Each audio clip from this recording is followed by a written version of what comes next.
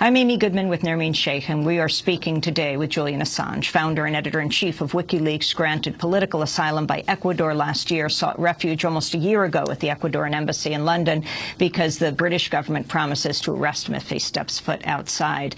Julian Assange is also author of Cypherpunks, Freedom and the Future of the Internet.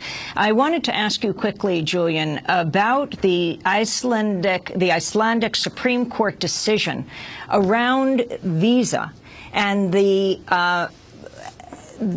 whole issue of how the money supply to WikiLeaks has been cut off online. If you can explain this latest development. Well, Amy, first let me contextualize it. There's attacks on all fronts against WikiLeaks. Criminal, reputational, financial, in many different countries. There's also counterattacks that we have been making.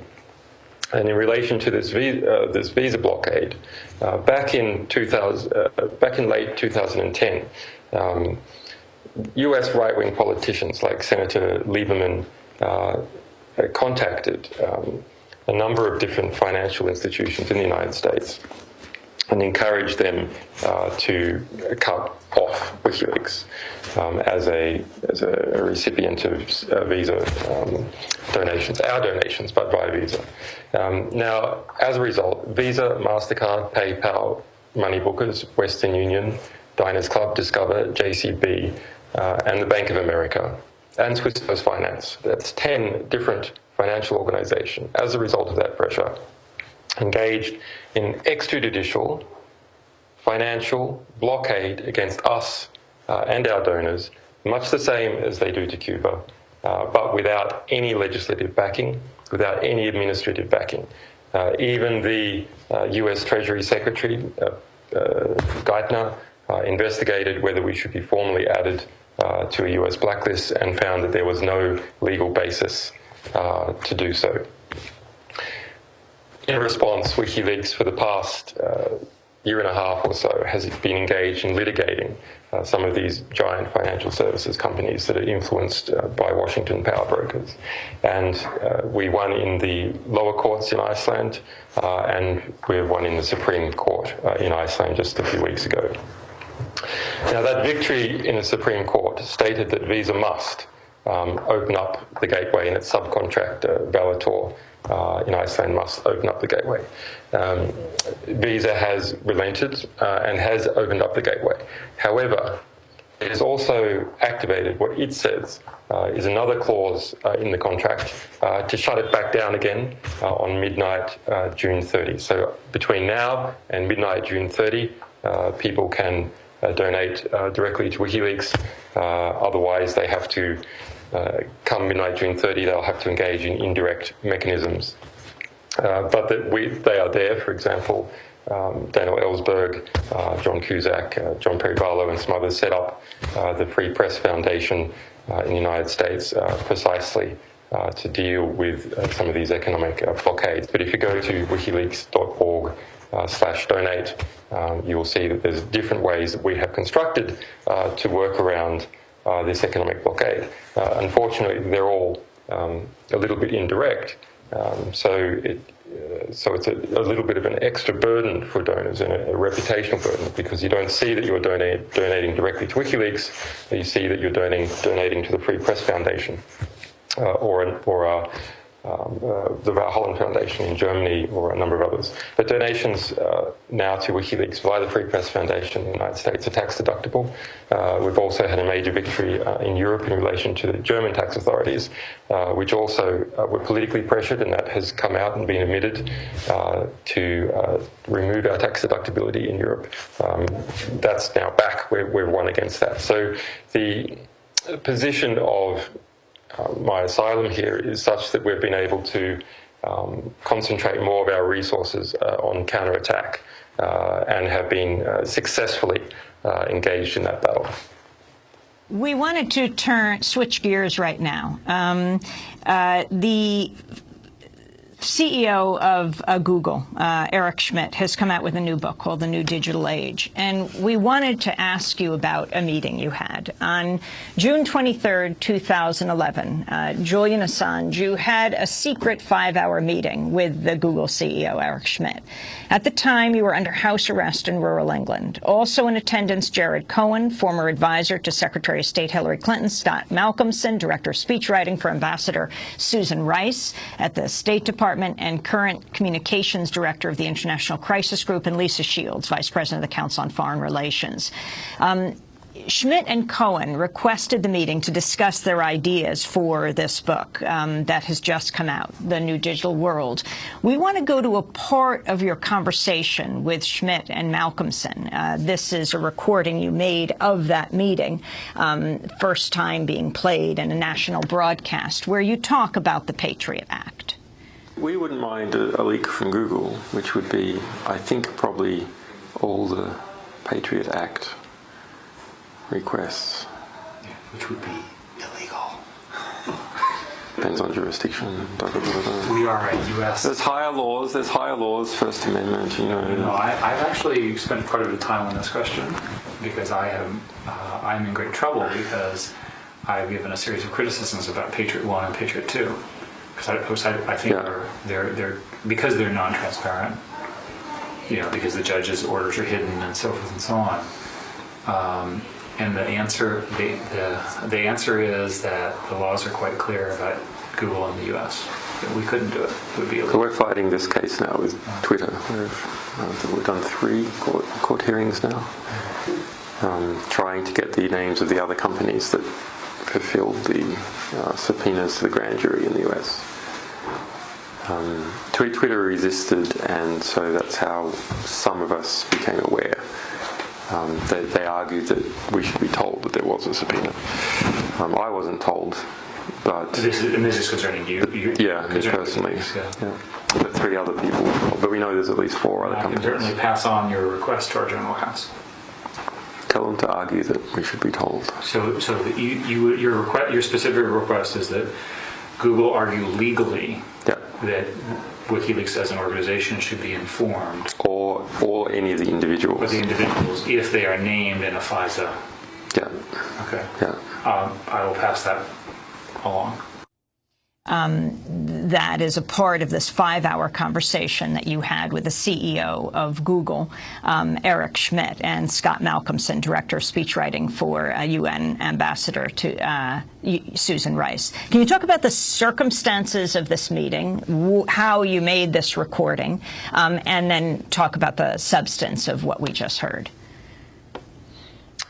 It's quite interesting to speculate as to the surface excuse for the meeting being about a book versus was there another side to it as well. If we look at the way Eric Schmidt and Jared Cohen have been going to North Korea and meeting with some other figures, and how that information very rapidly goes back to the State Department, we know that the results of that meeting with Eric Schmidt and Jared Cohen went very, very quickly back to the top levels of the State Department. They're in some ways becoming informal, deniable foreign ministers for a section of US power. That's a very interesting thing to see Google resting so heavily on the US State Department. I want to turn to an excerpt from the book by Eric Schmidt and Jared Cohen called The New Digital Age, Reshaping the Future of People, Nations and Business. In it, the authors suggest WikiLeaks has endangered lives. They write, quote, "Neither WikiLeaks nor groups like Anonymous are terrorist organizations, although some might claim that hackers who engage in activities like stealing and publishing personal and classified information online might as well be. The information released on WikiLeaks puts lives at risks and inflicted serious diplomatic damage, end quote. The authors don't cite evidence for their claim, but they do put an asterisk next to the statement saying, quote, at a minimum, platforms like WikiLeaks and hacker collectives that traffic in stolen classified material from governments enable or encourage espionage. Julian Assange, your comments on that quote taken from Eric Schmidt's book? Well, it's absurd. States that engage in espionage want to keep the information that they gain to themselves in order to get competitive knowledge advantage over other states, and also simply to protect their sourcing operations. There's a reason why that claim, like all such claims, remains uncited, because it is false. Not even the Pentagon, in fact, no government organization claims that the activities of WikiLeaks have led even to the loss of life for a single person anywhere in the world. And if we want to speculate about speculative risks as opposed to talk about the hundreds of thousands of cases of hundreds and thousands of deaths that WikiLeaks documented, the US military being involved in one way or the other, then we can go to a statement made by NATO in Kabul, reported by CNN, that NATO could not see a single case of an Afghan needing protection or needing to be moved as a result of our publication of the Afghan War Diaries, and that it was the Afghan War Diaries that led to all these rhetorical flourishes by the Pentagon and by the establishment media in the United Kingdom, led by Murdoch, and in the United States. Let me end with your response to Alex Gibney's recently released documentary. We interviewed him at Sundance, the documentary called We Steal Secrets, the story of WikiLeaks. This is Michael Hayden, former director of the CIA and National Security Agency, or NSA. Everyone has secrets. Some of the activities that nation states conduct in order to keep their people safe and free need to be secret in order to be successful. If they are broadly known, you cannot accomplish your work. Now, look, I'm going to be very candid. All right? We steal secrets. We steal other nations' secrets.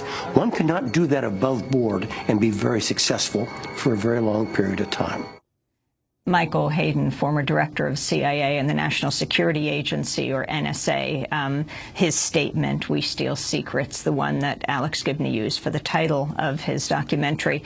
Your response, Julian Assange, and have you gotten to see this documentary? The claim in the title is simply false.